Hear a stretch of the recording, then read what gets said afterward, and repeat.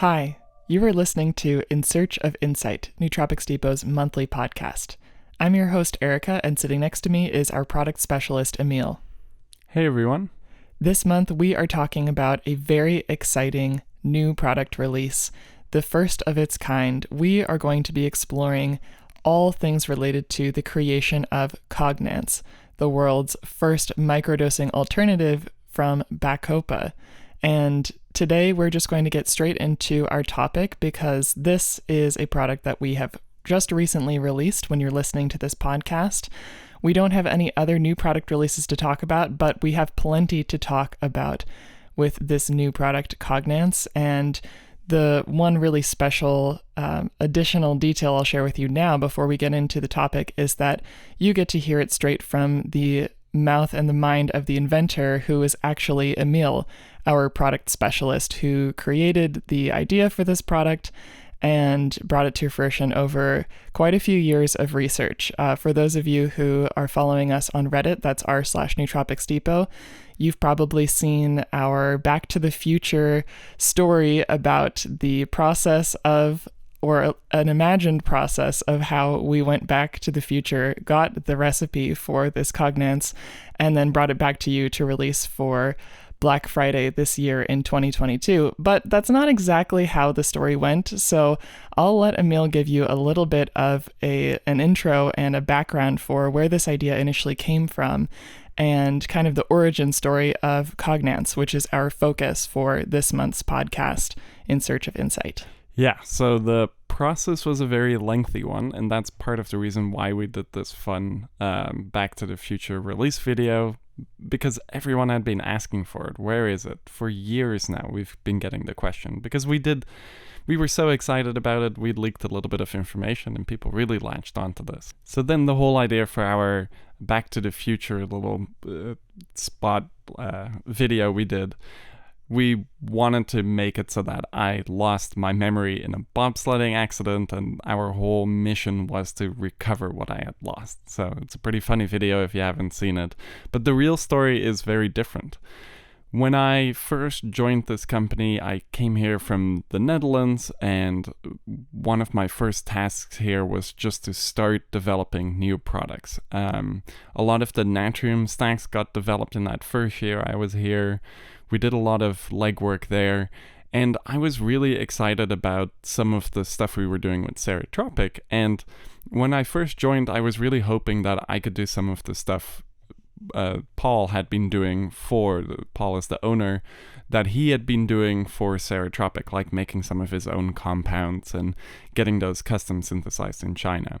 So I had a lot of ideas on paper for that, but then we started to really shift towards naturals because the legislative landscape was changing a lot, and we actually ended up shutting Ceretropic down partially because of this. It was getting too high risk. So that meant I didn't necessarily have the opportunity to develop any new chemical compounds that seemed really interesting. So I started immediately looking towards nature a little bit too, because you can make very novel extracts of things. You can isolate compounds from nature that have never been isolated before, that have never really been tried before, that have never really been available before. And one of the things that really interested me at the time was Bacopa. Bacopa, I think anyone who gets into nootropics, they immediately learn about Bacopa because it's maybe one of the first nootropics that's ever been used, because Bacopa comes from Ayurveda, and in Ayurveda it has always been known as a cognitive enhancer, and a lot of people get it. Even kids are given Bacopa during school to enhance their cognitive function. So this is maybe one of the oldest real herbal extracts that really were catered towards nootropic purposes, how we know it today. So there was always something interesting and mysterious about Bacopa, and I felt like there was something we could do to make it better. So at the time we had Bacognize and we had Synapsa, with Synapsa always having this reputation of being less lethargy inducing. Because if you haven't heard this about Bacopa, or you haven't taken Bacopa yourself, it can be very calming, and it can be calming to the point where it makes you a little bit unmotivated and lethargic. I personally have experienced this myself. I remember when Nootropics Depot first started carrying Bacognize. It was a few years ago, right? It was actually, we've been carrying that product for a really long time, but I think I gave you a bottle a few years ago. Yeah, I remember when you first introduced it to me, and I started taking it in my stack. And at first, I really liked it because it was very, very effective and super calming.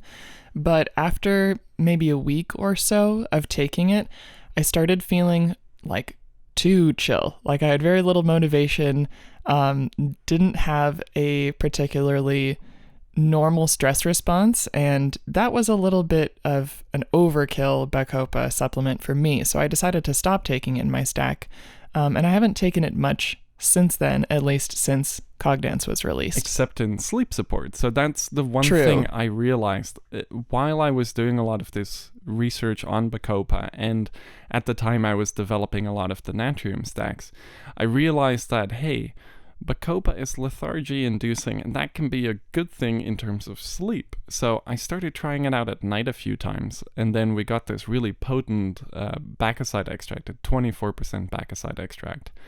And I was trying that one, and it really helped enhance my sleep quality. And then I realized a lot of the neuroplasticity enhancing effects, the memory enhancing effects would still be happening at night. So you can actually quite effectively take it at night, experience the effects, the sleep promoting, the lethargy promoting effects while you're asleep. So that is not negatively impacting you. In fact, that's a positive thing then.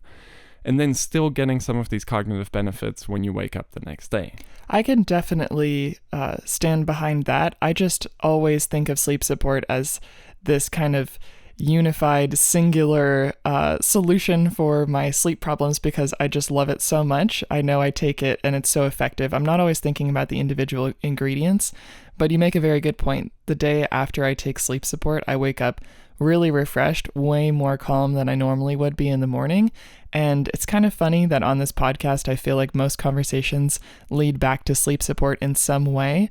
But it makes sense because it's such an effective stack with so many different ingredients that are working really synergistically together, that Bacopa being one of the really important ingredients there.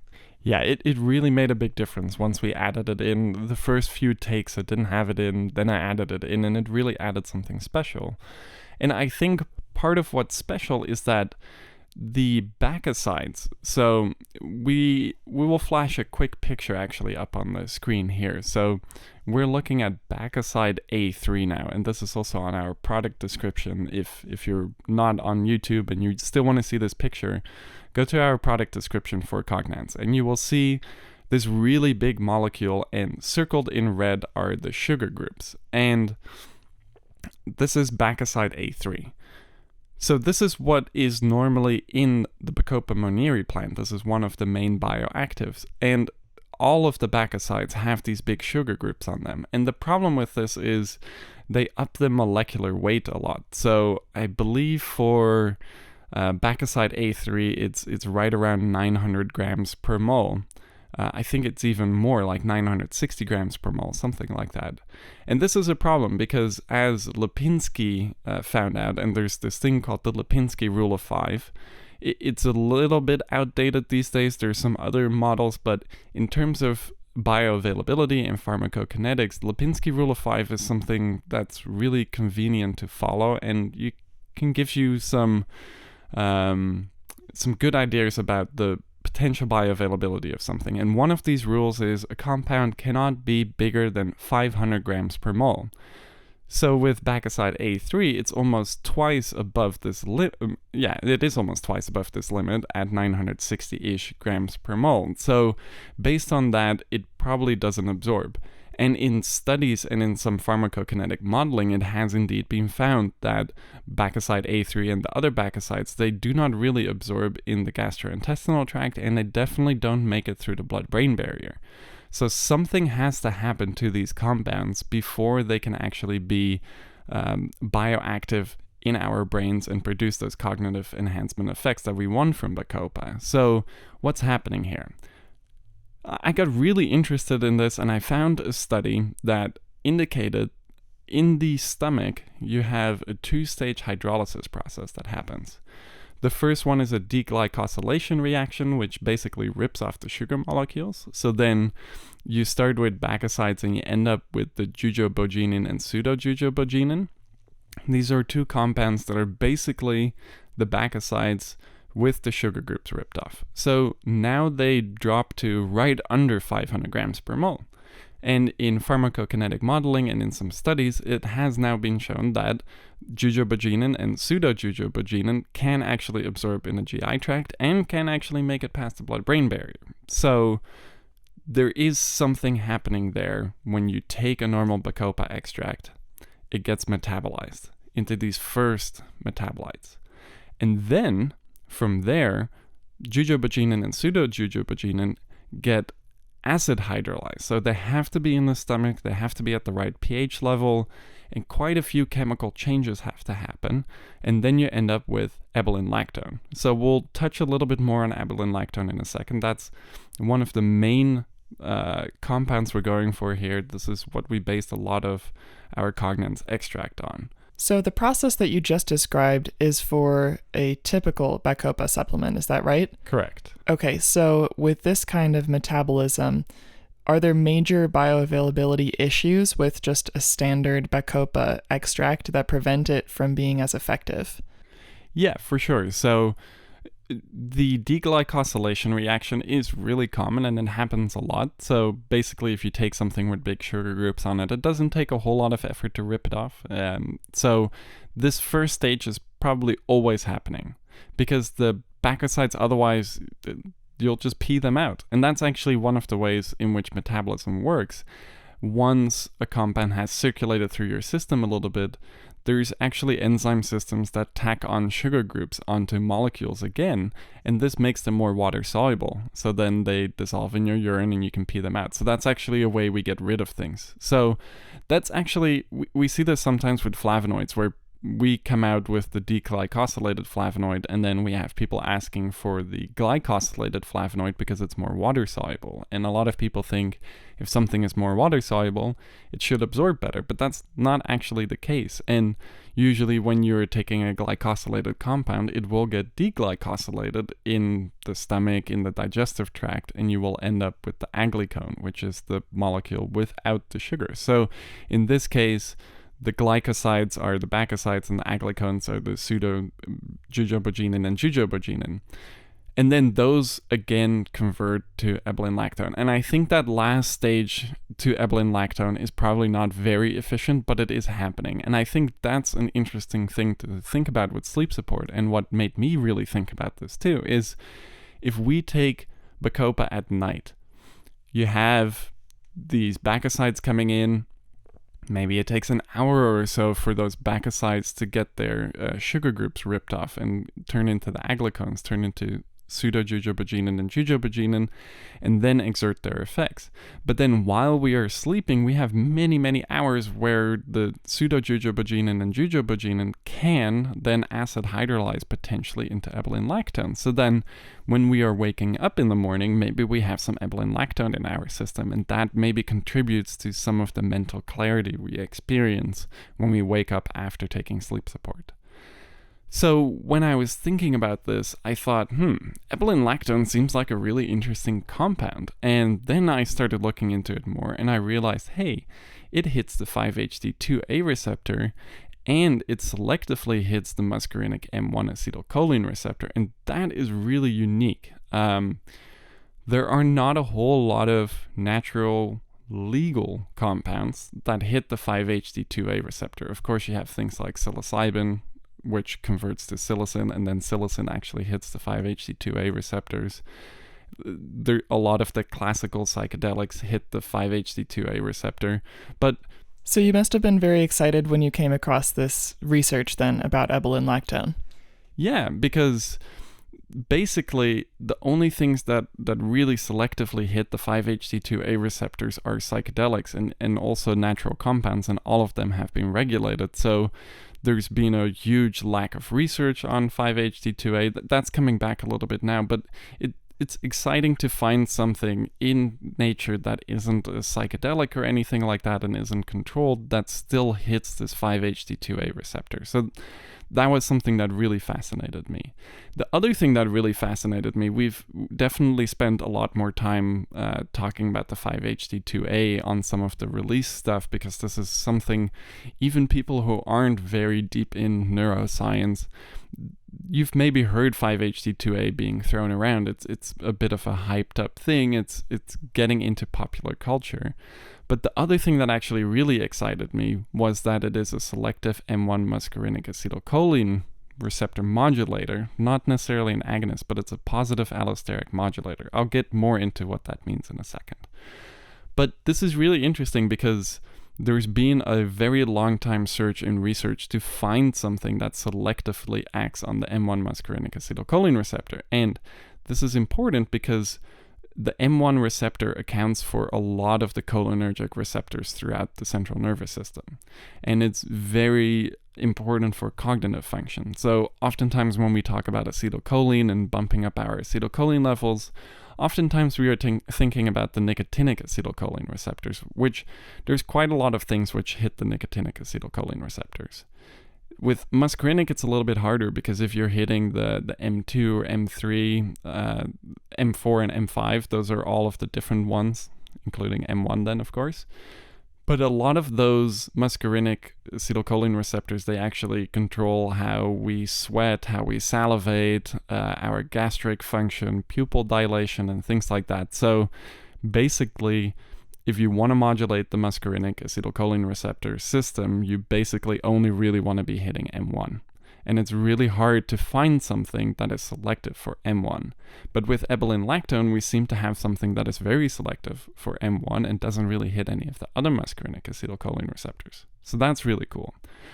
So I found that in this research study, and I found in this research study that these compounds do get formed in the body after consumption of Bacopa, but it's not necessarily in the Bacopa. So there's this interplay between nature and humans kind of working together to create these really unique novel compounds. But of course, there's a bunch of variability between people, how efficient they are at creating these compounds within their system. And that really made me think of another product that was really popular at the time. It's a ginseng extract. Maybe you've read about this one. It's the GS154 extract, which we actually carry on our website, right? Yeah, and that's one of the reasons why I was quite curious about it, because it was a really good seller at the time. It was quite popular on Reddit. A lot of people were talking about it. So, was this available before Panax was? Yes. Okay, so that's our Panax ginseng extract and stack. Yeah, at the time we had a Panax ginseng leaf extract, we had a Panax ginseng root extract, and then we had GS154. And then much later we came out with Panamax. But the unique thing about GS154 is they fermented, and they fermented with enzymes that should kind of mimic what happens in our gut, because we have a lot of enzymes in our gut, a lot of bacteria that produce enzymes, and they obviously play a big role in digestion. That's why you can even buy digestive enzyme supplements. So basically, these enzymes can modify compounds, and the researchers behind GS154 determined that when you consume Panax ginseng, the ginsenosides in there undergo enzymatic fermentation in the gut that then creates compounds that are more active than the parent ginsenosides. And some of the research they did really seems to indicate this is the case. So I had this idea in my head, and I had this idea in my head that we wanted Ebelin Lactone. Now, I didn't necessarily go down the GS154 route right away, because that just seemed really difficult to achieve, and in fact, it ended up being really difficult to achieve. But I thought we had this other product called Super Rhodiola at the time. Now it's called Salidrosol, which contains pure chemically synthesized salidroside and tyrosol, two of the compounds within Rhodiola rosea.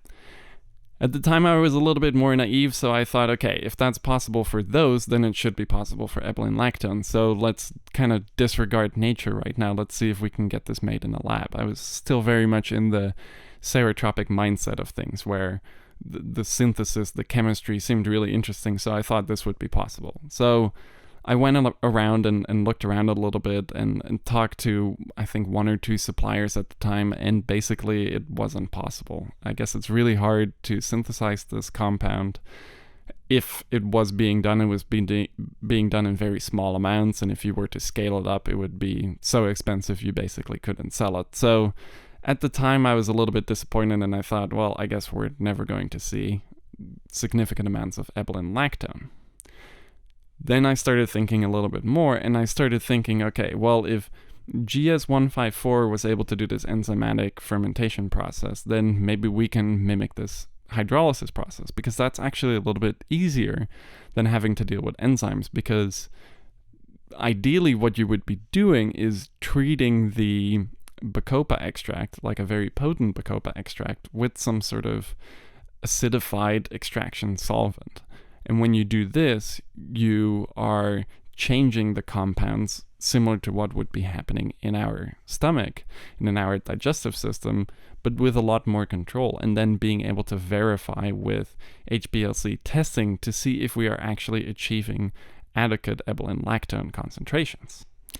Does this process, or I guess I should ask from your perspective at the time before this process actually happened, is this acid hydrolysis process something that can destabilize a compound like Ebelin lactone, or was that not so much a concern for you at the time? Well, actually, it is destabilizing a compound, I guess, but it's not Ebelin lactone. It's actually the Bacosides that we are purposefully destabilizing and degrading with acid hydrolysis. And then we're ending up with Ebelin lactone. Of course, like, keeping Ebelin lactone for very prolonged periods of time in a strong acid would potentially also degrade the Ebelin lactone even further. So there is definitely a delicate balance there where we have to precisely time it, precisely choose our pH levels, our acids that we use to get this proper conversion without further degrading it.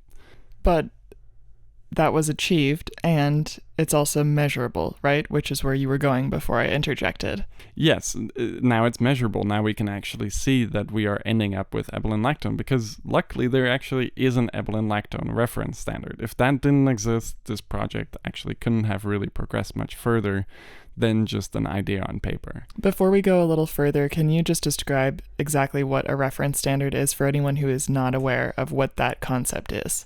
Yeah, so basically a reference standard is a pure isolated compound that has a specific purity, usually in the 98 to 99% purity, and it should be the most representative of this specific compound. There shouldn't really be any contaminants in there. It should just be the pure compound, and then you can take that pure compound and you can put it through your instruments like an HPLC or UPLC, and then in the chromatogram you'll see where it comes out at the retention time, at the wavelength, and all of that, and then you can basically run your sample through it and then overlay, so you know where pure Ebelin lactone should be showing up.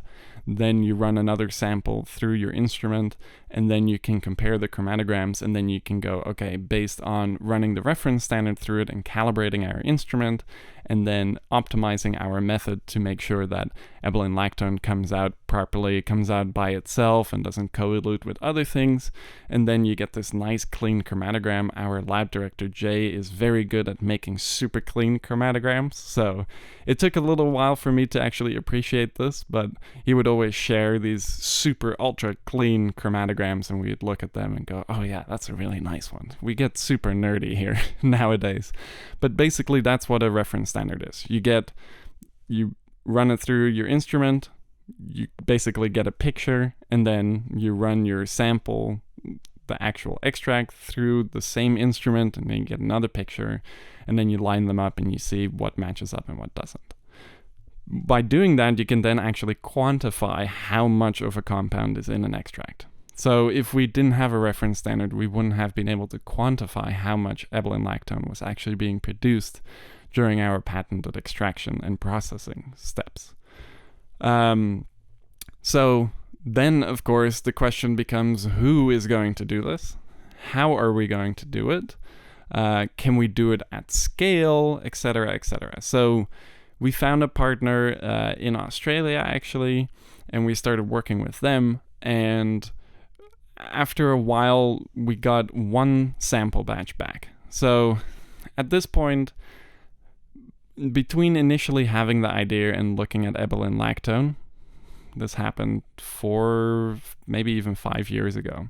So this has really been a long time in the making, from just having that idea to finding someone who can even develop the extraction method and work together with us to make this patent. So finding that person was very hard, and I think now we are maybe 2 years into the process. So at this point, it seems kind of unreal that we have received a batch now that has Ebelin Lactone in there, but there was something interesting going on with this batch. So this was the first pilot batch, and they sent us a sample, and we tried it, and we all really liked it, but it basically felt like Bacopa that kicked in quicker and might have had a little bit of a different edge to it. And this was because it didn't actually contain a whole lot of Ebelin Lactone. I believe it was in the 4%-ish range. And the hydrolysis process was kind of cut off right at where jujubogenin and pseudojujubogenin would have been. This gave us something really interesting to bioassay, though, especially when we compared it to a future batch that was coming in that had very high levels of Ebelin Lactone and basically nothing else. So when we first tried this extract, it made us all a little bit lethargic, and very quickly. Similar to a standard Bacopa extract. Yes, except there was very little lag time. It went from taking the extract to feeling that very nice, calming lethargy feeling much quicker than a traditional Bacopa extract. And that's because that first initial deglycosylation reaction we had already taken care of in a lab setting, basically. So that's one of the things behind GS1542, and a lot of their marketing revolves around this, is that when you take the GS154 ginseng, it just kicks in a lot quicker because a lot of the metabolism that needs to be done in your body, which takes time, has already been done. So the compound of interest can absorb much quicker. We found the same with that first pilot batch, but it was very calming, and we didn't really want that calming effect. We basically wanted a Bacopa that didn't induce the lethargy, something you could take every day and not make you tired, and still be able to get a lot of the cognitive enhancement effects. And with all of the data we had on Ebelin Lactone, we believed if we just had Ebelin Lactone, we would be scrubbing a lot of these lethargy effects. Which was not the case. So I'm guessing that this first batch that you got back was not what has been referred to for years now as the Tickler. This was pre-Tickler. Yeah, this was pre-Tickler. This was basically the halfway point to the Tickler. So then it took, I believe, another year before we actually got the real deal stuff that we're going to be talking about now, the real Tickler. So this extract came in and it had over 10% Ebelin Lactone. I believe it was 14% or something like that. We may have skipped over an important stage in this process. So from that initial batch that you got, what decisions or changes were made that you're aware of in the acid hydrolysis process that ended up being effective?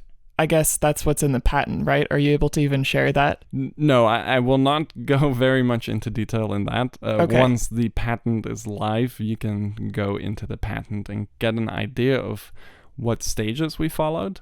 Of course, we give a lot of different pathways to the same result, and depending on the extract and the moisture content, the bacoside content, all of that, the acids employed, the pH levels employed will always be a little bit different. So anyways, once the patent is live, you can kind of get an idea of exactly how we achieved this, but not know exactly what we're doing. That's why we have our patent, of course. It's protected. Yes.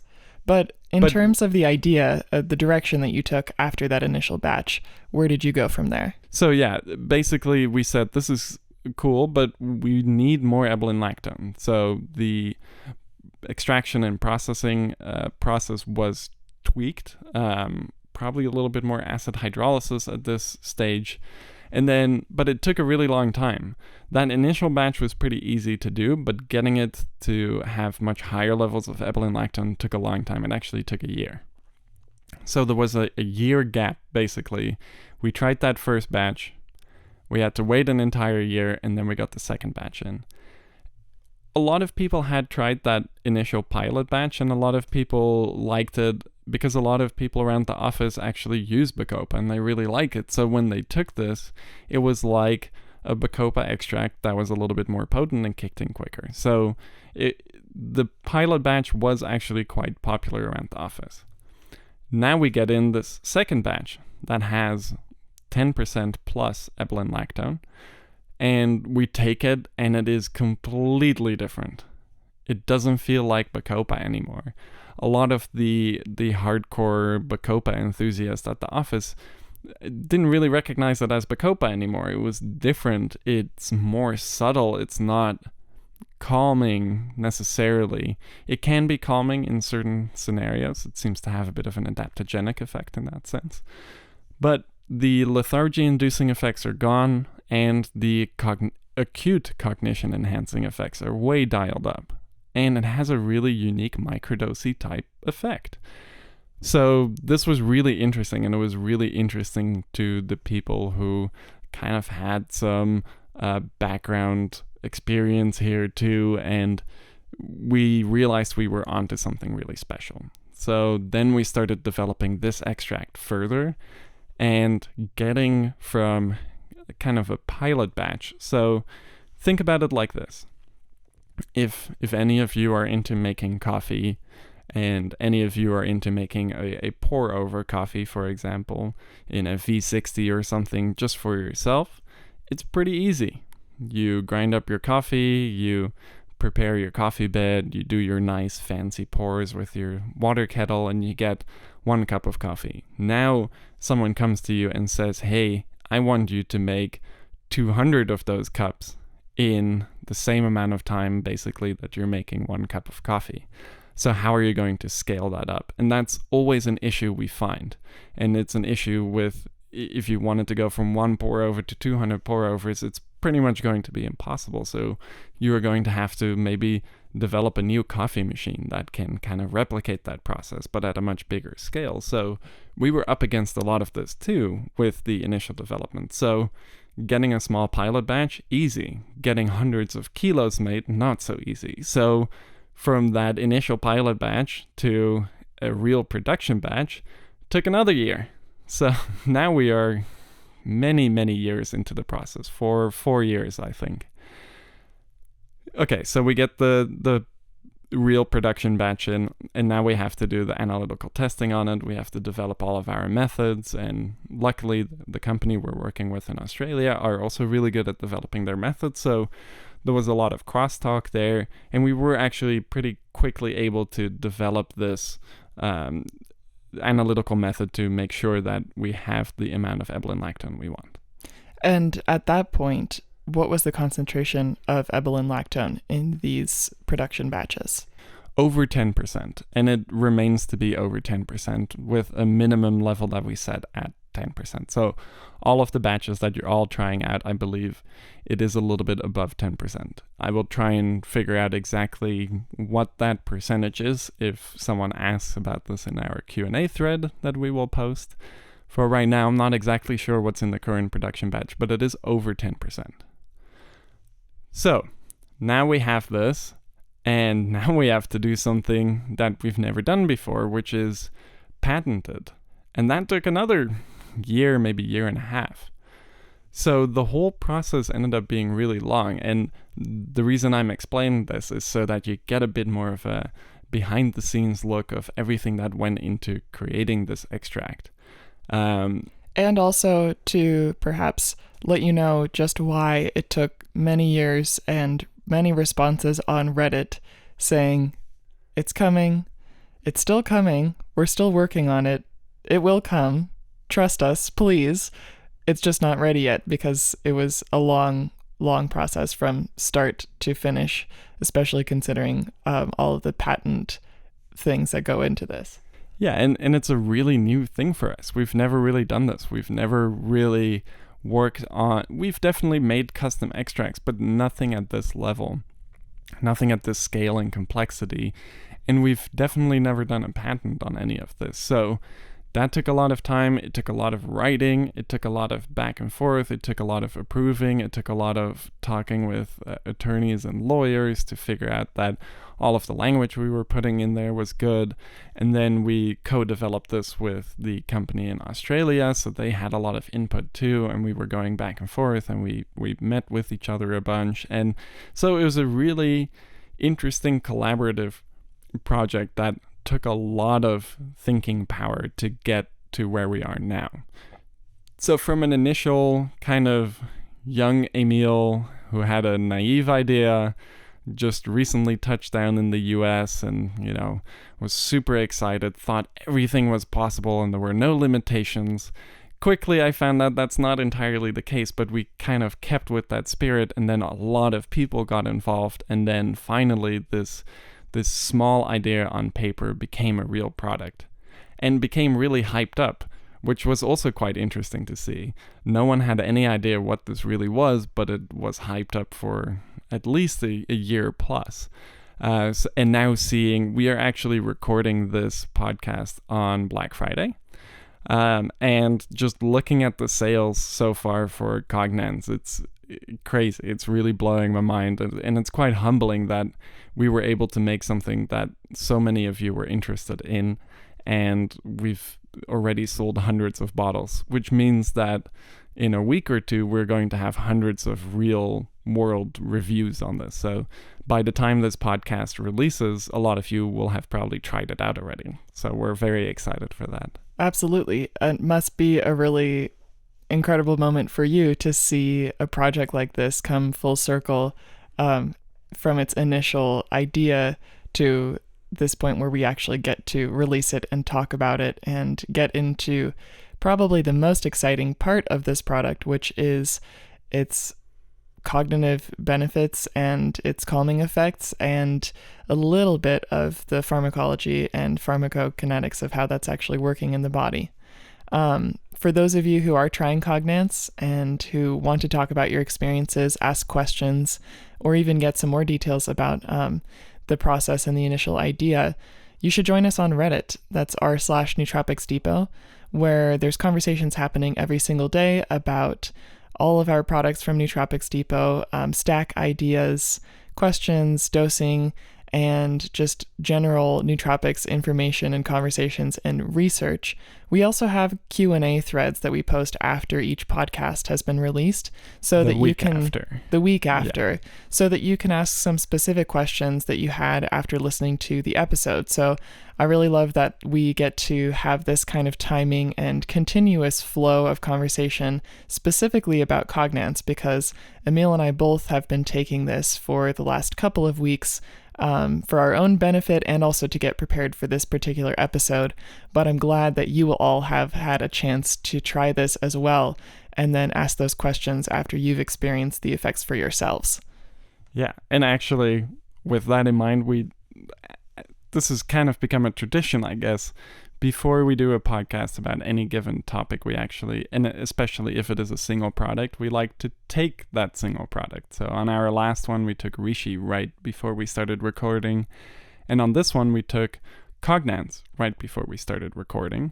So it's been now about 45 minutes, I think, since we took it. Erika, do you notice anything? By the way, you took a 200 milligram dose. We've been playing around with those a little bit. The standard dose is 100 milligrams. But we find that at 200 milligrams, it's just a little bit more noticeable. So it's more useful for this podcast and just also really parsing out all of the individual effects. So, Erika, what do you feel? I feel confident. I really feel that the most perceivable benefit from Cognance is confidence. And it's not confidence in an aggressive or sarcastic way, like Tongat Ali, or in sort of a humorous way, like Maca. It's a confidence that feels like it's really coming from a deeper sense of self. Now, I'm probably sounding a little bit like hippy-dippy here, And you can tell that I'm excited to talk about the comparisons to microdosing for this particular product, because I'm excited about that. And I think it's pretty fascinating that we can find these kinds of effects from a botanical that's not a regulated substance and something that humans have been taking for a long time. But all of that to say, I feel more confident. I feel like I can sit up straighter. I really just feel more alive in a cognitive sense. My mind is more sharp. I have an easier time focusing and refocusing myself. I'd say speaking is a little bit easier. I feel a little bit more comfortable just letting my thoughts flow rather than thinking before I'm speaking. And just generally kind of a more connected and grounded feeling cognitively, not as much physically. Like if I were to compare this to the calming effect of red reishi, it's not quite the same kind of like muscle relaxing, like preparing for yoga or another kind of physical activity relaxation. It's more of like a mental state where I feel like I could do some really effective work, some maybe effective creative work. And I do feel that it makes decision making a little bit easier and a little bit less challenging in general. Nice. So on the product descriptions, we always like to do the top 3 effects in our opinion. I would like to ask you that question too. So in your opinion, what are your top 3 benefits from Cognance? The number 1 benefit is confidence. The number 2 benefit is focus. And the number 3 benefit is calm. I wouldn't say that my experience with Cognance has been always like super uplifting. At the 100 milligram dose, I couldn't really sense the uplifting feeling. The 200 milligram dose, I would say, is the most uplifting dose I've taken. 300 milligrams, that actually goes away a little bit. So it is a bit uplifting, but I would say it's more so of like a sort of centered kind of calming. So confidence, number 1, focus, number 2, and calming, number 3. So now I have to ask you the same question, Emiel. How has your experience been so far this morning taking Cognance? And then once we're there, what are your top 3 benefits and effects from Cognance? So Cognance for me is really interesting because I don't really feel it kicking in, but I do all of a sudden notice when it is working. So that might sound a little bit abstract, but when I drink a cup of coffee, for example, what I get right away is this like initial kick of like, woo, something is active, something has changed, and then it kind of levels off after that. With Cognance, for me, it's a little bit of the opposite. I don't really notice a distinct point in time when it kicks in, but then while I am doing something and I think of what's different, things are drastically different. And I've also had this experience a few times where I have thrown Cognance into my regular existing stack, and because it wasn't necessarily a constant for a long time, and my stack stays quite constant and consists of a lot of different things, I would throw it in and kind of forget about it. And usually I make my supplements early in the morning, put them all together, then have some breakfast and coffee, and then come back and take them. So in that time frame, I would sometimes forget that I had put it in my stack. And then after about an hour after taking my regular stack, the first thing I notice is the world looks a little bit different. So I wouldn't say colors are more vibrant. It just seems like my sensory processing is dialed up a bit. Like I can take in more sensory information. I'm a little bit more in tune with sounds. I'm a little bit more in tune with my visual acuity. So that's something that I really notice. And that effect also really helps me focus in on things. So it kind of produces almost the opposite effect of like stimulant-induced tunnel vision, where the whole world disappears around me and all I can do is focus on one task. With Cognance, it's kind of the opposite, where I can really direct my attention to one thing, and because it seems like I'm getting more sensory inputs, I'm able to become more immersed in things without necessarily getting stuck in things. Or having to shut out other stimuli, perhaps. Exactly. Like, I can still be aware of what's going on around me. So it's not that, like, if you drink way too much caffeine or you take something that's really stimulating and focus enhancing where you get this tunnel vision effect. It's not like that. I can very easily task switch too, but I'm just way more drawn into things. I'm way more immersed in things. So if I'm writing a blog, I'm more immersed. When I'm doing this podcast right now, I can't really think of other distracting things that are going on around me because, of course, this podcast, all you're hearing is just our voices. But there's also stuff going on around us. Like, I can look outside right now and see birds jumping around and the trees swaying in the wind a little bit. And while that would have normally maybe distracted me a little bit, now I'm just so immersed in doing this podcast that that's not really entering my consciousness as much, but I'm still aware of it. So it's this almost opposite tunnel vision type effect where I'm very drawn into things, but not completely shut out from the rest of the world. And I think that's something that really hits me every time with Cognance. But it is quite subtle to me. And I actually really like that because I like things that are a little bit more subtle. If I want something that's really outspoken and like has big effects, I can take something like caffeine in a higher dose. But those really big outspoken effects are not always good. It's like adding a lot of salt to your food. Yeah, it's satisfying, but it also kind of buries other flavors that could have come out with slightly lower salt concentration. And I think Cognance kind of does that for me. It's like the perfectly salted meal. Everything that is important comes up, everything that's not that important kind of stays in the background. That's so cool. It sounds like your experience with Cognance is that it really helps you kind of dig deeper into a mindfulness state without having to necessarily go through like a mental mindfulness preparation of some kind. The Cognance itself sort of helps you along that process just naturally, without having to do like meditation or other kinds of exercises. Yeah, and actually now that I think about it, I did used to do quite a bit of yoga. My mom was very into yoga for a long time. So when I was in high school and I was doing my exams, my mom would convince me sometimes to come out to a yoga session with her before my exam. So I had the morning off and then I would have to go in and take my IB exam. And at the time it was quite challenging to do it and to stay focused, and I would go with her to this yoga session and get like a physical workout in a little bit from the yoga, but then at the end of it there was always a guided meditation session, which it took me a really long time to get comfortable with that idea, especially as like a high schooler going to yoga with his mom. Like, it all seemed a little bit strange maybe, but at the end of the day, when I came out of this yoga session with meditation, I was getting very similar effect to what I'm getting with Cognance when I'm thinking back to it.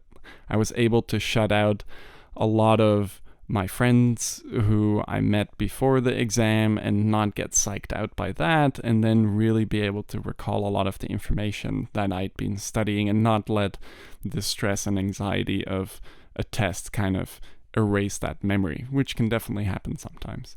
And I think indeed with Cognance, I'm getting a similar type of mindfulness effect, kind of like the effect you get after meditation or even after a nice workout that doesn't leave you too worn out at the end. So I think that's a really unique effect, and it's also a pretty natural feeling effect for me. So it isn't that it really like drastically changes my mental state. I will say that with 100 milligrams, it's at a level where it's almost imperceivable for me, but I still get the benefits. So even when I'm not directly noticing the acute effects with a 100 milligram dose, I still notice that it's way easier for me to focus on things. And what I've really noticed is that it helps give direction to dopaminergic supplements. So sometimes when you take Sabroxy, especially in a little bit of a higher dose, and you don't necessarily have something very focus heavy to immerse yourself in. Something engaging. Yeah, it can get a little bit erratic. Like you kind of get this push to, oh, I have this other thing that I need to focus on, and this thing, and I have so much mental energy and focus capabilities that I can do all of those things. And I think that can be kind of the double-edged sword with a lot of dopaminergic supplements, where you get this inflated confidence where you think you can do a million things at once, whereas you really should just be focusing on one task. And I find that when I take a dopaminergic supplement like Sabroxy or some of the Brazilian dopamine releasers we are working on in the background, if I stack those with Cognance, it gives that kind of dopaminergic, I can do anything kind of mindset. It gives it a direction and it allows me to focus it on one task. So I think for me, that's where Cognance really shines too, combining it with dopaminergic supplements.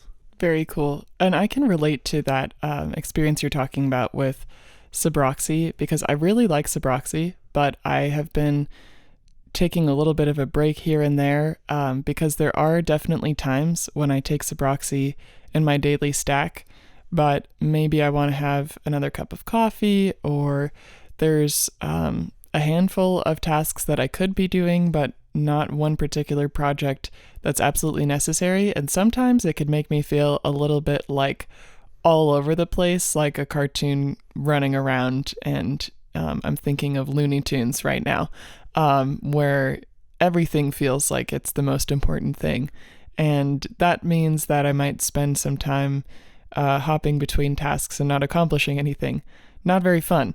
And not really the most effective experience when taking Sabroxy. But I do know what you mean with that direction from Cognance, because I feel like Cognance just makes all of my supplements more effective. And the mental benefit of it definitely gets me into a focused state without feeling like overly stimulated, without like bringing me down. And also, it doesn't really shut off any social capacity that I can tell, although I guess I'd have to focus on that aspect a little bit more, maybe in a social scenario, going out for dinner or out for drinks, because I guess I haven't bioassayed that particular scenario with Cognance as much. It's more been like in work scenarios, creative projects, or, alongside you in this podcast. Yeah, I think I have maybe once or twice taken it outside of a more like academic-y type setting where I'm doing research and stuff like that. And it does, I think it has a pro-social effect for me. It makes it a little bit easier to talk to people and stay engaged with conversations. So similar to what I was talking about, where Cognance can make you more immersed in things, I feel like it can also make me more immersed in a social scenario.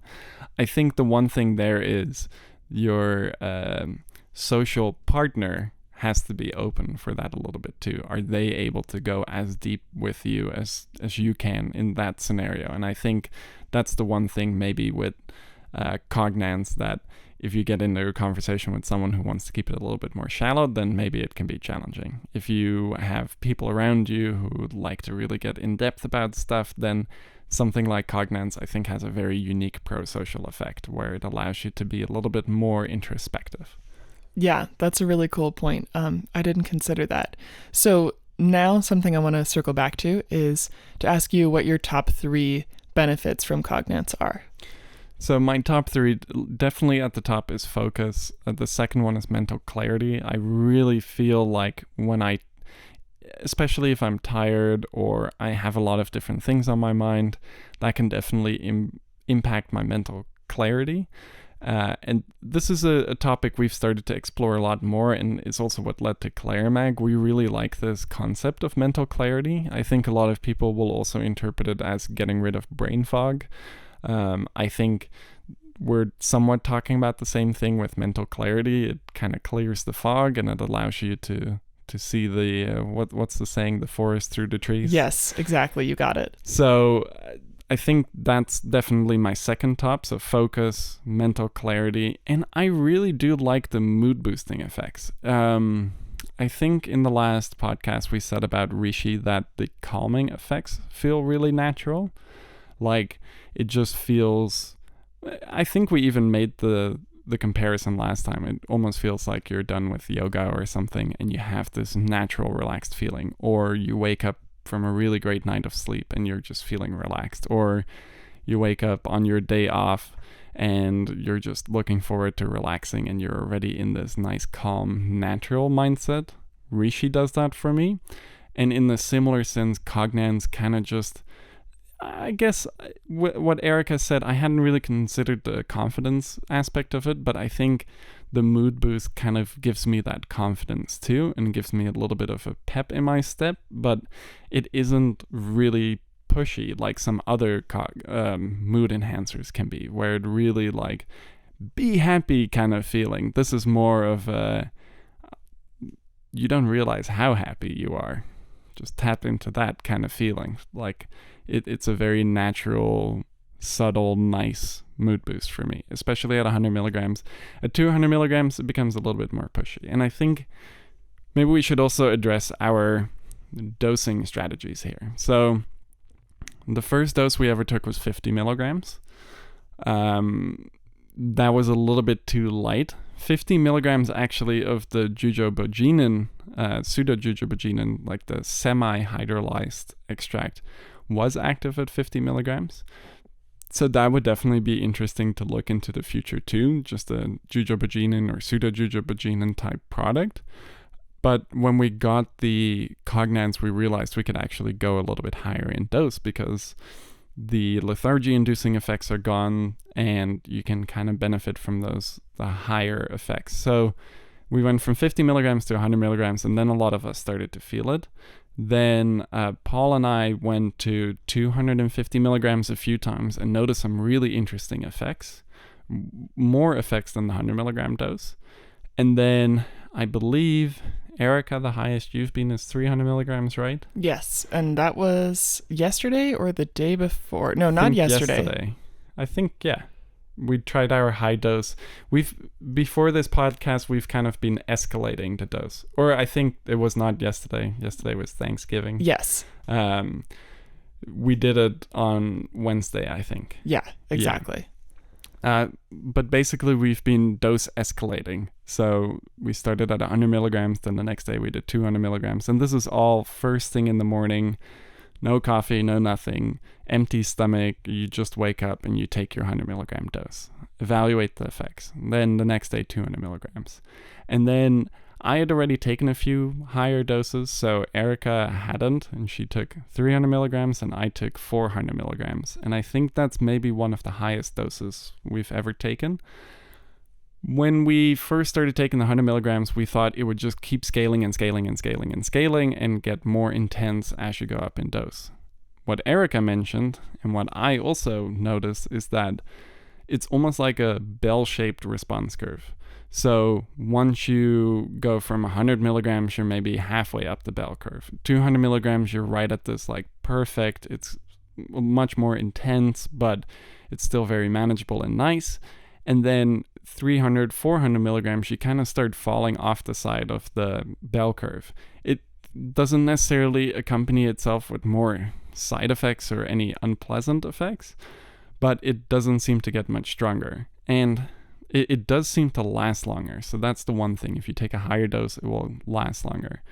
And I think now is maybe a good time to then also get into the pharmacodynamics of what's happening. So part of why this is probably happening is because Ebelin Lactone is not directly activating 5-HT2A or M1. And this has a lot of different benefits associated with it. So there's two ways in which we call these compounds ligands, how a ligand can interact with a receptor.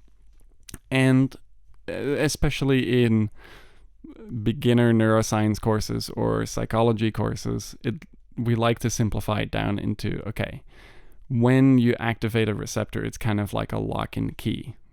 So you have your key, the molecule is the key, you shove it into the receptor, and then it fits in perfectly and it activates it. This is a really simplistic idea of what's happening, and In reality, a compound can bind in multiple different orientations in the receptor, and it can bind to different sites on the receptor. So you have the orthostatic place where a molecule can bind, and then it can become a direct agonist, or it can be an antagonist, or it can be an inverse agonist. So those are kind of the three options there. Then it can also bind to an allosteric site, which the allosteric site, when you bind a compound there, it can make the receptor itself more sensitive. So basically what we mean with that is it takes less of a signal to activate it and engage its secondary signaling pathways. And that's an important thing to get into here as well. And keep in mind, this is pretty high level neuroscience already. So there's a bunch of different receptor types, and 5-HT2A is a G protein coupled receptor. So when you activate a G protein coupled receptor, a G protein is the secondary messenger. And then that goes on and drives different downstream processes. So when you activate 5-HT2A, a G protein, I believe it's G alpha Q, gets released, and then that does the rest of the signaling. So when you directly activate it, that's the response. When you bind to the allosteric site, it just means that if a compound binds, for example, the endogenous ligand, which is serotonin, when serotonin binds to 5-HT2A, then and there's an allosteric modulator on that receptor site making the receptor more sensitive, then there is a bigger G protein response. It also maybe means that if there's less serotonin around, then the lower amount of serotonin can still have the ability to activate the 5-HT2A receptor. So that's the basics of an allosteric modulator. Now it can go both ways, so two different ways. You can either have a positive allosteric modulator that makes the receptor as a whole more sensitive, or you can have a negative allosteric modulator which makes the receptor less sensitive. It appears that Ebelin Lactone is a positive allosteric modulator of 5-HT2A, so it fits into that allosteric site. It makes the 5-HT2A receptor more sensitive to endogenous ligands like serotonin, but also other compounds that bind to 5-HT2A, and you can use your imagination there, but I won't get into it in this podcast.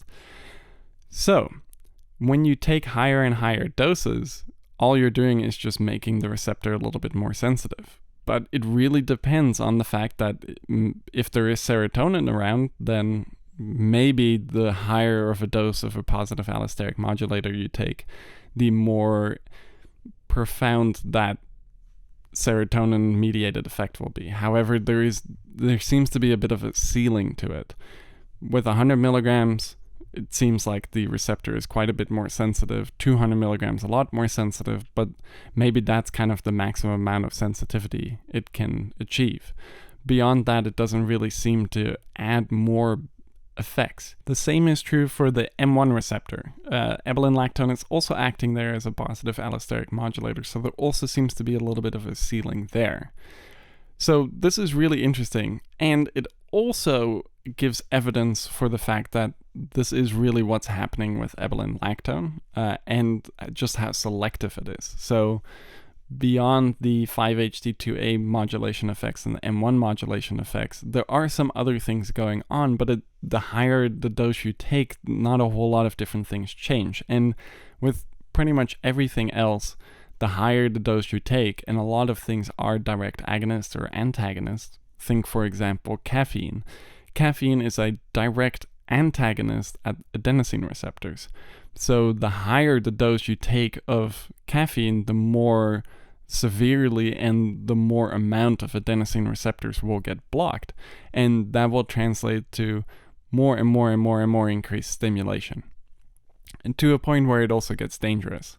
And that's one thing I will want to stress here is we don't know what really high doses of Ebelin Lactone would do or Cognance would do.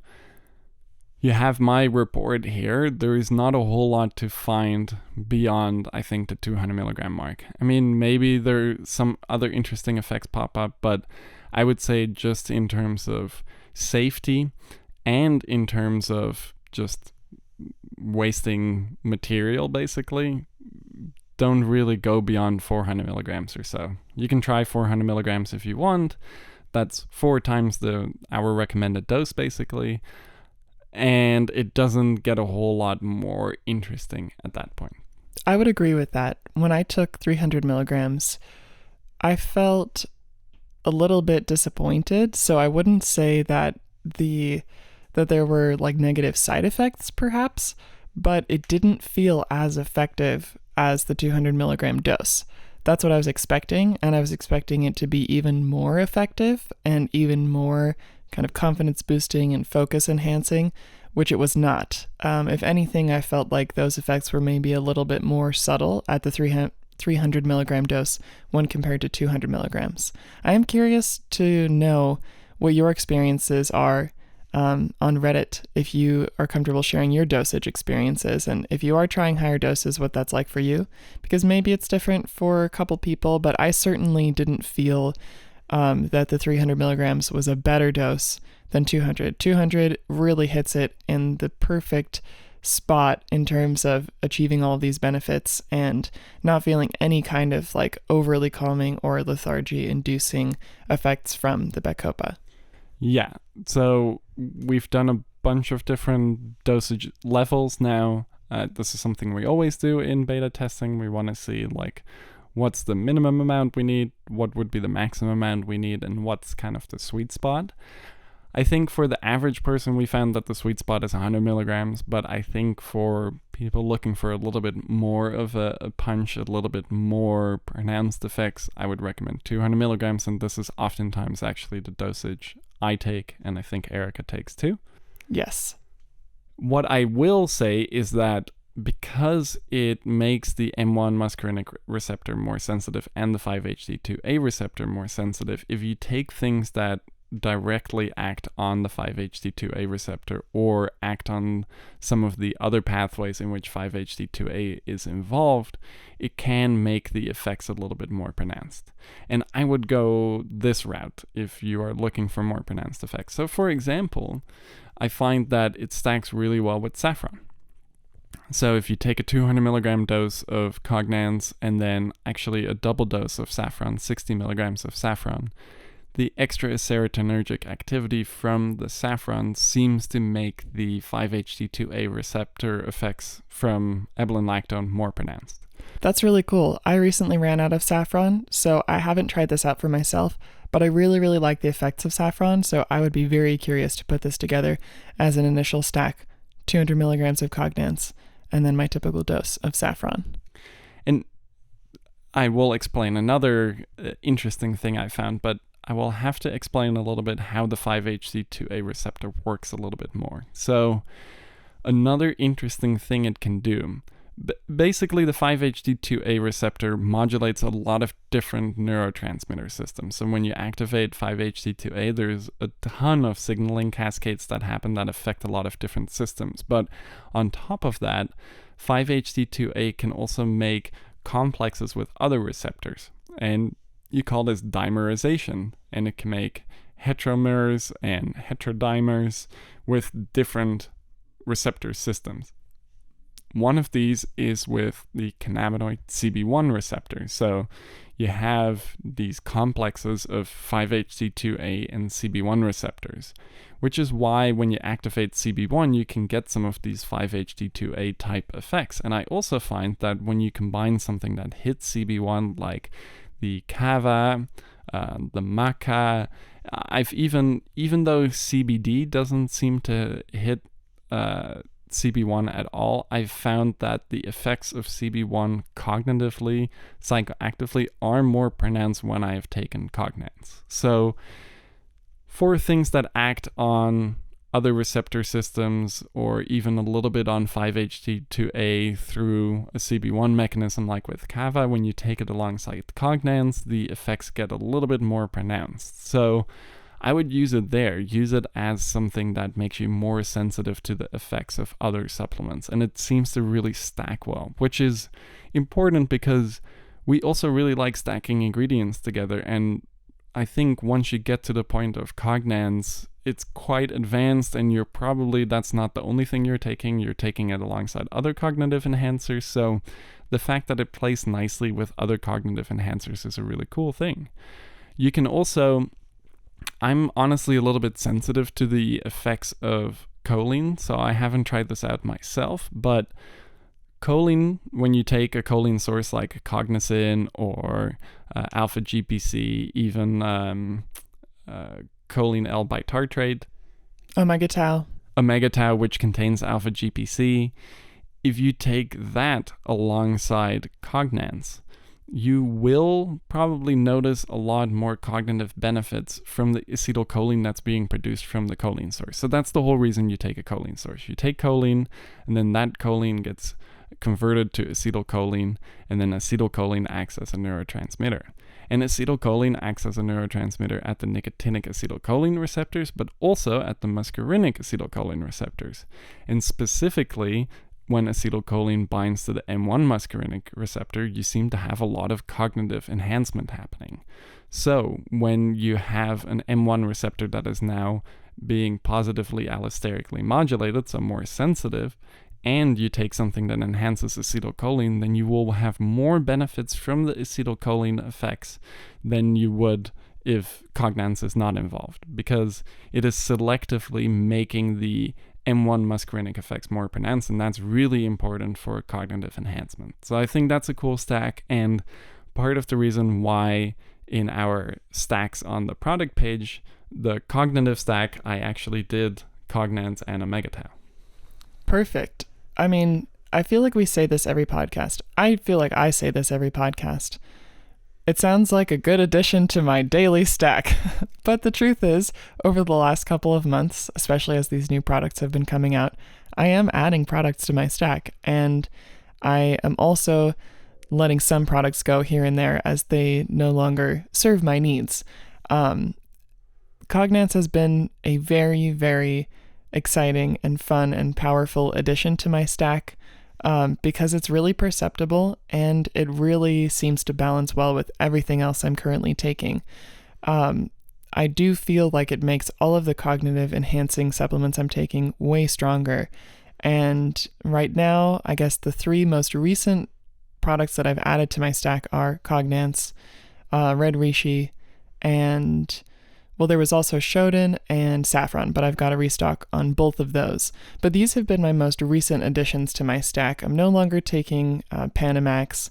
I'm not taking Sabroxy on a daily basis, but I really, really like the combination of all these together, and I do feel like Cognance has brought back some of the mental clarity and focus that I was missing from Sabroxy, but it doesn't give me that overstimulated feeling, and it also allows me to have maybe a second cup of coffee in the afternoon, which I've really been enjoying lately, rather than being overwhelmed with stimulation by having too much coffee, Sabroxy, and then everything else. So I say it every time pretty much, but really the past couple of months of our product releases have been really star-studded with these incredible new stacks and products. Oh, another one that I've added is ClariMag, which I also feel is being benefited by the combination of Cognance.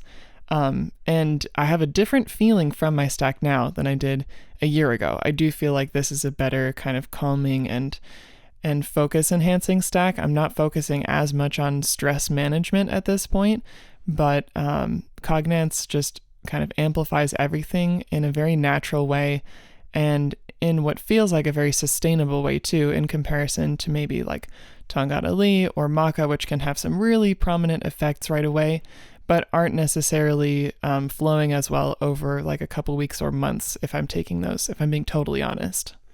Yeah, and I think that's really not something we anticipated when we first developed Cognance, but I think one of my favorite aspects of it is that it just really goes well together with other things. And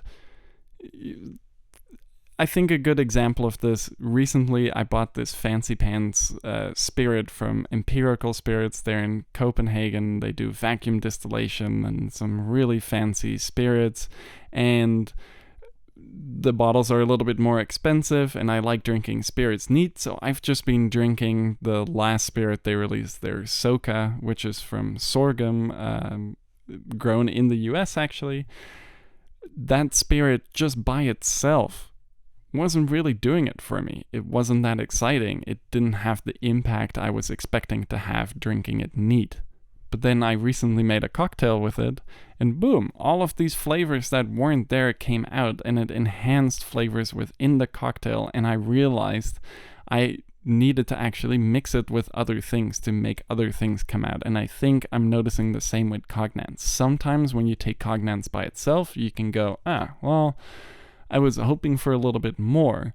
But then when you combine it with other things, you realize just how much was going on that you weren't necessarily noticing, because part of the magic is that it makes other things shine. Similar to how this empirical spirit, while not the most interesting, just neat in the glass, when combined with other things, made flavors pop out in some of the ingredients that I was using that weren't there when you tasted them by themselves. And we talk about this concept of synergy a lot, especially when designing stacks, and I think Cognance is a synergy powerhouse, because pretty much everything I have combined it with, it has brought out new effects in supplements that I've taken for years that I didn't realize were necessarily there.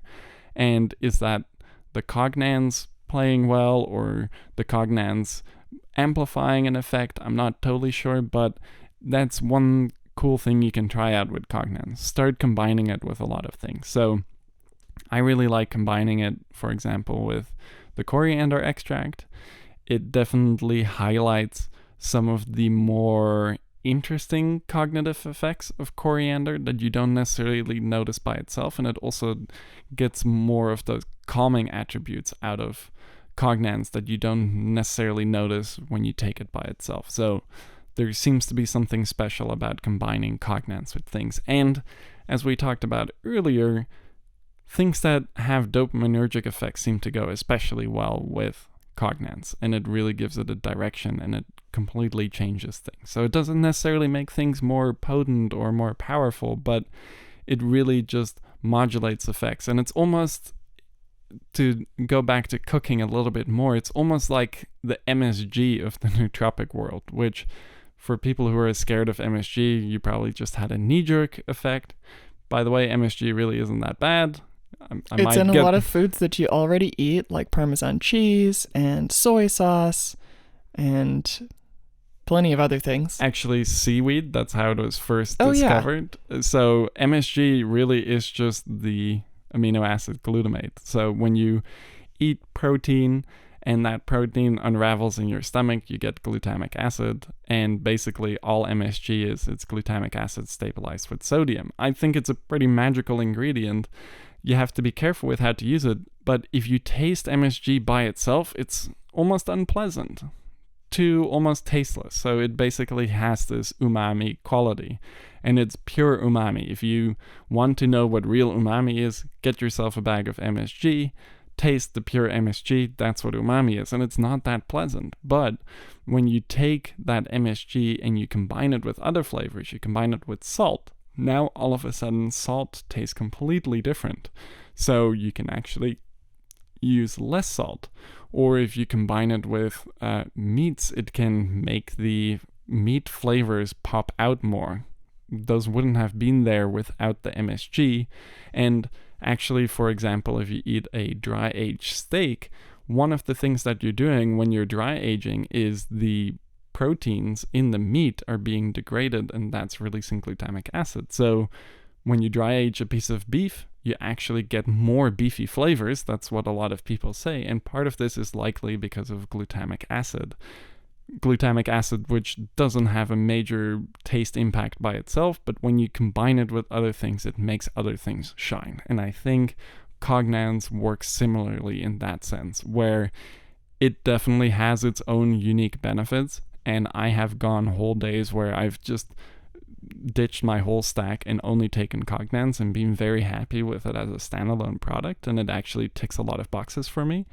But then when you start combining it with other things, it makes everything a lot more interesting, and I think that's a real interesting aspect of Cognance that we're more starting to figure out as we get more comfortable with it and start integrating it into our own stacks, especially now that we have it available as an easy to take product. Because before this, we basically just have giant bags of powder that we have to measure out. And honestly, for a lot of us, we try so many new things. Having it available in capsules now finally has allowed us to be more experimental with it, which now we're finding out a lot of these interesting MSG-like effects. Very cool. So on that note, let's just make it super clear and put a couple more stack ideas together. So the one that I'm thinking of for myself that I've really enjoyed is Cognance plus ClariMag plus Saffron for mental clarity, for calming mood boost. That seems like it would be a really, really excellent combination for like a weekend day off, or even working on a project like, hey, editing this podcast, a situation in which I want to be as calm and relaxed, but also engaged as possible. Yeah, so that's a great one. An interesting one that I actually haven't really tried yet, but now that I'm thinking about it, oleamide, which is an endogenous cannabinoid, hits the CB1 receptor and also like hits the 5-HT2A receptor a little bit, which by itself that's not necessarily noticeable. And of course, it makes you sleepy, especially in a slightly higher dose. I was going to say, isn't that in sleep support? There we Correct. But I bet if you were to take like a 200 milligram dose of Cognance, which is a little bit stimulating too, and then a dose of oleamide, then you might have a nice, interesting, really relaxing, fun stack for watching a movie or something. Okay, cool. So Cognance and oleamide, relaxing, chill out, maybe hitting some of those more cannabinoid-like effects for you. And of course, this is another stack that maybe it seems strange, or maybe it seems like a no-brainer, but actually combining Cognance with normal Bacopa extract. Ooh, that sounds like sleepy time to me. But if you really like Bacopa, and I'm actually one of those people where I can take Bacopa for a couple of days and not experience the negative lethargy effects, but then after a few weeks, it really starts kicking in. I'm just tired all the time. I don't really like that, but I can take it during the day and it has a really nice calming mood boosting effect. Combining it with Cognance would kind of be a no-brainer if you want that more calming aspect there, but you still want a lot of those other pronounced effects there too. That's an interesting idea. I think I'll probably stay away from that because my experiences with our regular Bacopa supplements have been that they're super, super, super effective for me, and they give me that lethargic feeling, that sleepy feeling a little bit sooner than I'd like, and I don't really need help with those kinds of feelings. It's more motivation. So I think I would probably stay away from doubling up on the Bacopa, but I am curious for anyone out there, in addition to Emiel, what that would be like, what that experience is like putting them together. In terms of other dopaminergic supplements that would play well with Cognance, have you tried Sabroxy and Cognance, just the two of those by themselves together? Yes, I have tried those, just the two of them together, and that definitely highlights some of the more focus enhancing effects within Sabroxy that I don't notice with, I notice very strong focus enhancing effects with Sabroxy alone, but with Cognance in the mix, it focuses that focus even more. How's the stimulation with the combination of the two? I feel like the stimulation is increased when you take the two together. So Sabroxy is a dopamine reuptake inhibitor. That's mostly how it's achieving its dopaminergic effects. We have now also been playing around with a Brazilian herb, which I will keep secret for now, but we will be releasing it in the future. This Brazilian herb has dopamine releasing properties. And I do feel like that's maybe some of the best synergy I've gotten so far is Cognance with a dopamine releaser. There's not a lot of those out there, so not a lot of you will have the opportunity to try that for right now. Until the new product is released, that is. Once the new product is released, we will probably end up doing a podcast about that too, and I will also list that as one of the stacks on the product page for focus and motivation. It will be this Neo-Brazilian thing and Cognance, because the two together really work well. And Paul, the owner, you know him as Mr. Sadam on Reddit, he really, really likes this combination as well. So he loves taking this new Brazilian thing and the Cognance, and he actually also really likes taking Saffron and Cognance together. And he particularly likes taking Saffron, this new Brazilian extract, and Cognance together. That's kind of the big stack for him. Very cool. So you'll have to wait for that specific product name and information until it's released. But a new kind of exciting forthcoming product to get excited about and chat about on Reddit for sure. Definitely. Okay, so those are some really solid stacks, and I'm excited by the... Actually, we talk so much about Lion's Mane, and we're developing new Lion's Mane products as we speak, but Lion's Mane would be a really great stack. Like, Lion's Mane is one of those things that runs a little bit in the background too for some people. But for me especially, I don't feel super perceptible effects from taking Lion's Mane. Yeah, I don't notice very perceptible effects from the 1-to-1. I notice perceptible effects from the 8-to-1, but not acutely. But I do notice that after taking it about a week, my cognitive function is quite improved. And when I stop taking it, I definitely notice that it's gone. So combining the 8-to-1 Lion's Mane though with the Cognance would be really interesting, and I haven't actually tried that because I've been taking a bit of a break from Lion's Mane while we're focusing on some other things, so I don't currently have it in my stack, but I am very curious to add it back into the stack and see how it plays with Cognance, because the two should definitely complement each other. And that's one thing we haven't really delved into all too much is, why do you want 5-HT2A receptor activation, and why do you want muscarinic M1 receptor activation? So, Erika, if you're ready for it, shall we get nerdy? Yes, in just a second, because now that you're talking about Lion's Mane, of course, I'm in mushroom land in my mind. And now I'm thinking, what would happen if you combined Cognance with Lion's Mane, with reishi, and cordyceps? Mainly because those are the supplements, the mushroom supplements that I'm most familiar with, and that come up in conversation most often. I look at the products and now I'm just thinking, would that be just a crazy combination? What might happen if you were to put all those together?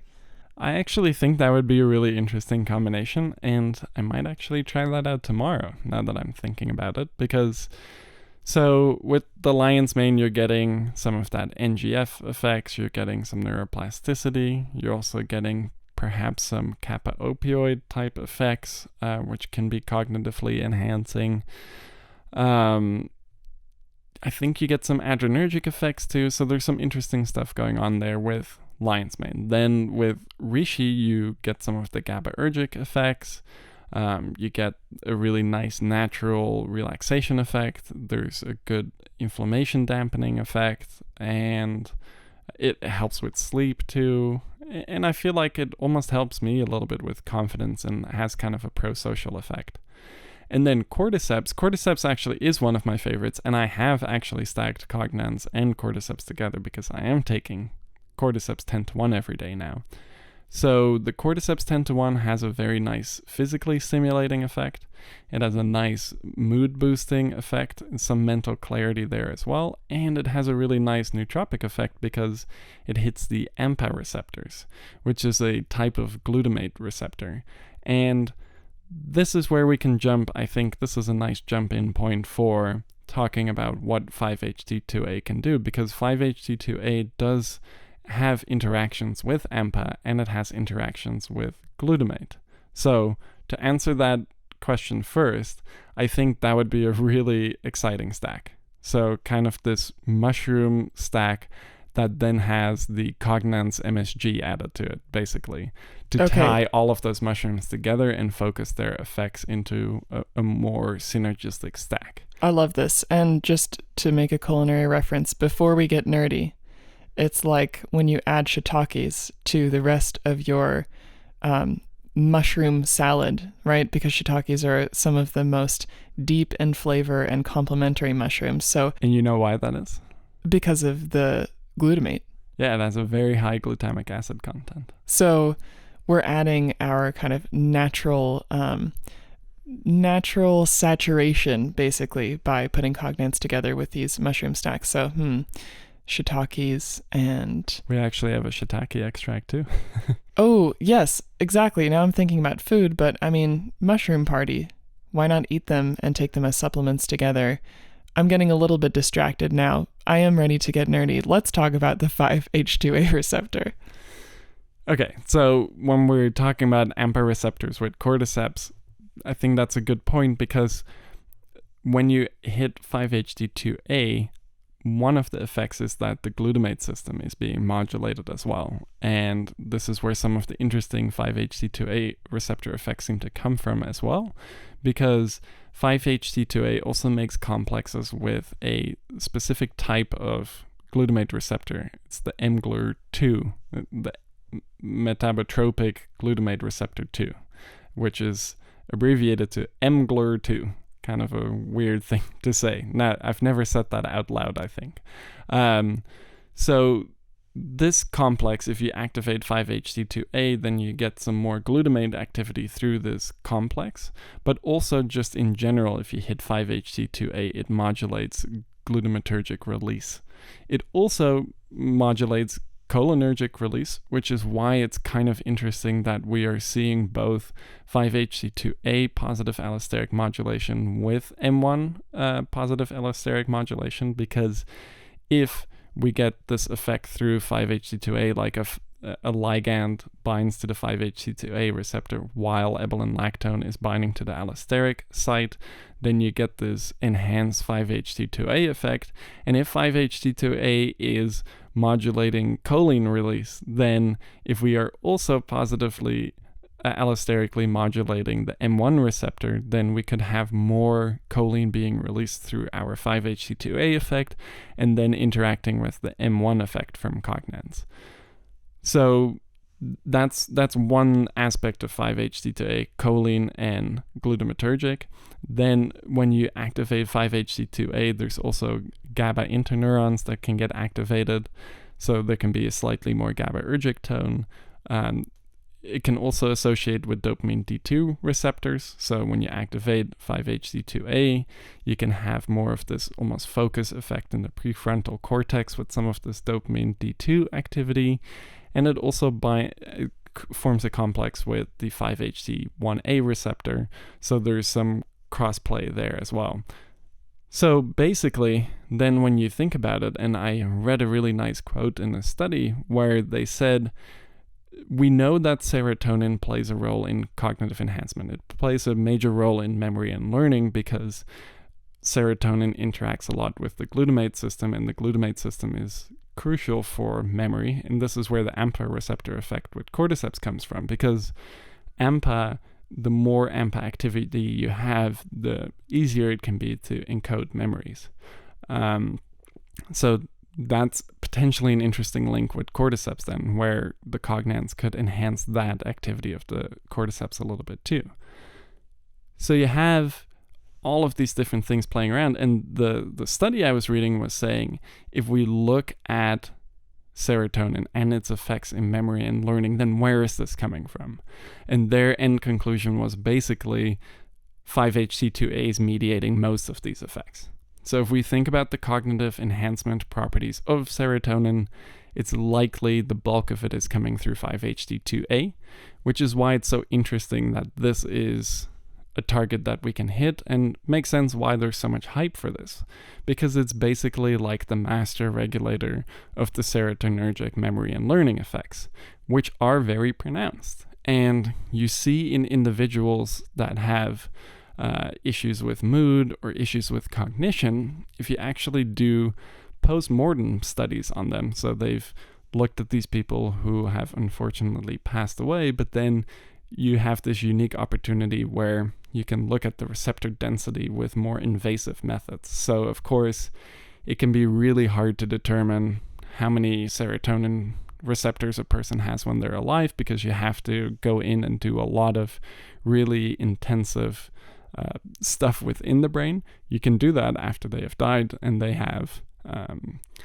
donated their body to science and their brain to science. So because of this, in some of these individuals with low mood or low cognitive function, we've seen that their 5-HT2A receptor density is not exactly normal, and the ability of compounds to bind and produce effects through 5-HT2A is down. So making the 5-HT2A receptors more sensitive then could maybe achieve an opposite effect. And I think that's why we see such unique mood-boosting properties with Cognance and other 5-HT2A receptor direct agonists, and we see very unique cognition-enhancing effects, which obviously is why microdosing became so popular. And I think here we have an even more unique opportunity where it's microdosing, but a lot of the almost undesirable effects sometimes of microdosing are a little bit gone, because we're not working with a direct agonist, we are working with a positive allosteric modulator, which makes the effects maybe a little bit more natural in a sense, and less likely to cause some maybe distracting side effects. So that's a really interesting thing there with 5-HT2A. Basically that it is it's one of 15 serotonin receptors, so there's a bunch of serotonin in your brain and throughout your body, and all of these receptors produce different effects. One of them is memory and learning, and it seems to be coming through 5-HT2A for the most part.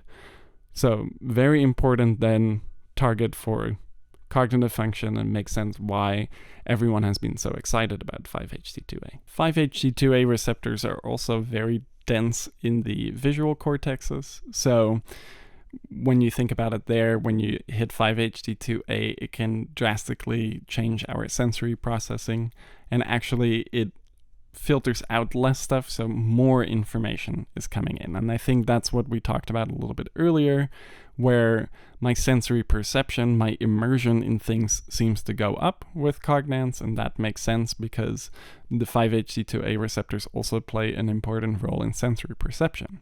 Now, the really interesting thing too is the 5-HT2A receptor has been a little bit of a tricky target to study, because a lot of the ligands that act there have been outlawed because of the war on drugs. So we've basically had a very long break in research on the 5-HT2A receptors. And only in the last couple of decades, and especially this decade, that research is coming back. So I believe that in the next decade or so, we will learn a lot more about 5-HT2A now that we can finally really study it again properly, study it in humans too, outside of animal models. So I think we will learn some other really interesting things. One of the things we have started to realize is that 5-HT2A also has a major effect on neuroplasticity. So that's a very interesting aspect too, on mood, on cognition, on sensory processing. So I think there's a lot of potential there, and we could have a whole separate hours-long podcast about the 5-HT2A receptor. So I will just cut it off here because I get really excited about it, and there's a lot I am learning every year because new research is coming out. This is something we can discuss more in a Q&A thread, so please join there. I can share some research that's coming out about 5-HT2A, because basically every week there's a new study about the 5-HT2A receptor and ligands that act there. So it's a really exciting time for the 5-HT2A receptor, and it's exciting that we have something that acts there in a very unique way. So then that brings us to the muscarinic M1 receptor, which we have to nerd out a little bit too. It too is a G protein coupled receptor. It too uses a very similar G protein as 5-HT2A. So that's another really interesting thing, because we are seeing M1 activity and 5-HT2A activity with Ebelin Lactone, and they seem to also share some of their G proteins, which also means that if both are being activated at the same time, maybe you have an even bigger, stronger downstream signaling cascade. And M1 is important because it too modulates a lot of aspects of neuroplasticity and also mood, and you also see in individuals who have lower mood and lower cognitive function that their M1 receptor density is down, and the ability of ligands to bind to it is down too. So this kind of comes into the anti-aging thing as well, or the longevity thing a little bit too, is that we oftentimes talk about compounds like NAD+ going down, antioxidant defenses going down as we age, but we haven't really touched on a lot of the cognitive aspects of receptor density also goes down. And both 5-HT2A and M1 receptor density seems to go down as we age. So maybe on the cognitive side, Cognance could be an interesting option for the longevity aspect. But another important thing with M1 that we talked about a little bit earlier is it seems to also modulate a lot of the cognition enhancing effects of acetylcholine. Acetylcholine is a really interesting neurotransmitter. It's actually one of the first neurotransmitters we ever discovered, but there's very little that's known about it. So there's this weird thing going on that we've discovered over the years that when people take choline, it can really lower their mood. Why is that happening? And we were a little bit afraid that it would happen with Cognance too. I'm one of those people who experience lower mood when I take choline, and I have not noticed it with Cognance whatsoever. So that's a positive thing. So where is that effect coming from?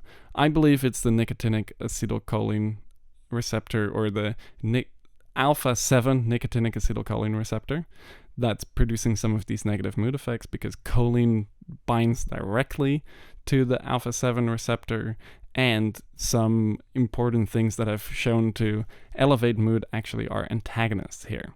But not to get too much off topic, the one thing to look at here is we know relatively little about acetylcholine, but in the nootropics scene, it is very popular to just enhance acetylcholine, because acetylcholine is seen as one of the primary learning and memory neurotransmitters, which is not totally true. But if you are enhancing acetylcholine, you do actually want to hit the M1 receptor quite a bit, because this is where a lot of the cognitive enhancement is coming from. So this is an interesting thing, with 5-HT2A being maybe one of the master regulators of the cognitive effects of serotonin, and then you have M1 being maybe one of the master regulators of the cognitive effects of acetylcholine, because acetylcholine also affects muscle contractions and things like that. That's actually its most important function. But the M1 receptor is very important for cognitive effects. So that's definitely one of the most fascinating aspects of Cognance. We are both hitting M1 and 5-HT2A, which are very important for cognitive function, memory and learning, mood, neuroplasticity, and we're hitting them both at the same time and very selectively. And that's where the allosteric modulation of the M1 receptor plays a really important role. So usually when we've looked at hitting M1 receptors just in the research world, we have looked at direct agonists which bind to the orthostatic side of the receptor. The problem with that is the orthostatic binding site of all of the muscarinic acetylcholine receptors is basically the same. So if you have something that binds at M1 as an agonist, there's a very high chance it will bind to M3 as an agonist. And that's not necessarily good, because if you hit M3, you can start salivating way more than you should, you can start sweating a lot, you can have major pupil dilation and things like that. So that's obviously not ideal. Now, the allosteric site is definitely more unique between all of the muscarinic acetylcholine receptors. So finding a selective M1 modulator is a little bit easier if you find an allosteric one. However, there haven't been a whole lot of allosteric modulators that have been found. So the fact that Ebelin Lactone is, one, very selective just for the M1 receptor, and two, acts as a positive allosteric modulator is incredibly unique. So it's a really cool thing to have here, especially alongside the very selective 5-HT2A positive allosteric modulation effects. Very cool. I'll be honest, a lot of this really nitty-gritty science talk is a little bit over my head, but I do enjoy learning more in every single podcast and every month that goes by about how these products are actually working in our brains. And I do feel like the combination of these two effects with these receptors is pretty unique. But I can only really say that for myself from my own bioassaying experience with the product. Because have you ever taken a supplement that has a similar effect? Never. This feels very, very unique to me. So even though I might not be able to follow along with all of the details of these pharmacodynamics, I can say that the effect I'm experiencing is unique, and it feels like nothing else I've ever taken, and it's an excellent combination with these products that I really love in my daily stack, which leads me to trust and, learn little tidbits here and there as you're explaining how this process is really working in the brain. Yeah, and honestly, for me, I have spent a lot of time with neuroscience. I've gone to school for psychology and neuroscience, and understanding how the 5-HT2A receptor works and how it integrates with a lot of different processes in the brain, honestly, is testing the edges of my knowledge too, especially because there's so much new we are learning about the 5-HT2A receptor. So this is definitely a complex thing, which is also why it's cool that we are kind of at the forefront of having something that has an effect there, that is easily able to acquire. And I think that might teach us a lot more about the effects of 5-HT2A modulation just through kind of a community-based effort of we're putting out this extract, you're all going to be taking it, and we're going to get a bunch of reviews of people using this on a regular basis and seeing how it affects their cognitive function. So I think that kind of brings us to the end of the podcast. And just to sum up, what we've talked about here is a very potent Bacopa extract. So we started with whole Bacopa flowers and aerial parts. We took that, we extracted it like we normally would. We made a very, very, very strong Bacoside extract. I believe it was 50% by HPLC. The other highest on the market seems to be our 24% Bacoside extract. So this initial extract we started with is almost 50, or it's almost twice as potent as our most potent Bacopa extract. That means there's a lot of Bacosides there with very little amounts of cellulose and stuff that we don't necessarily want to be putting through an acid hydrolysis stage. So we made sure, very nice and pure, we put it through a dual stage hydrolysis, acid hydrolysis stage, and then we get this extract that has the end metabolite product that would be getting produced in your body called Ebelin Lactone. Also, we haven't really talked about this. There's another compound in there, Bacogene and A1, and some of the other bacogenes, but we don't really know what they do. Research doesn't know what they do, so we haven't really focused a whole lot of time and attention on that, but we might in the future. But basically, very potent Bacopa extract, put it through a unique chemical process that we have patented, end up with something that has this Ebelin lactone there in high concentrations. When you take it, it absorbs really quickly, and you can notice the effects quite rapidly, and the effects are 5-HT2A and M1 muscarinic acetylcholine receptor positive allosteric modulation. So that's what we made. Took us a long time. Thanks for being patient. Absolutely. And thank you to all of you who are listening to the In Search of Insight podcast every month. We have so much fun researching and getting ready for these podcasts. We have so much fun in the actual conversation just between Emiel and I, and we really enjoy the questions that you ask us on Reddit. So if you aren't already subscribed, go ahead and subscribe to our subreddit, that's r/Nootropics Depot, and join in on the conversation, and especially in the Reddit Q&A thread that we post as a follow-up to these podcast episodes. We're happy to answer questions that you have from the podcast itself about the products that you're taking. We can discuss dosages and effects and anecdotes that we have from our experiences taking Cognance, and basically just keep the conversation going. Thank you for sharing the In Search of Insight podcast with your friends, and for streaming it on Amazon Music and Audible, on YouTube and Spotify and SoundCloud and Google Podcasts and Apple Podcasts. We have lots of different platforms for you to listen on, and lots of different ways for you to get in touch with us, to ask us questions, to try out Cognance for yourself, and to experience the benefits of this really, really exciting new product that we have.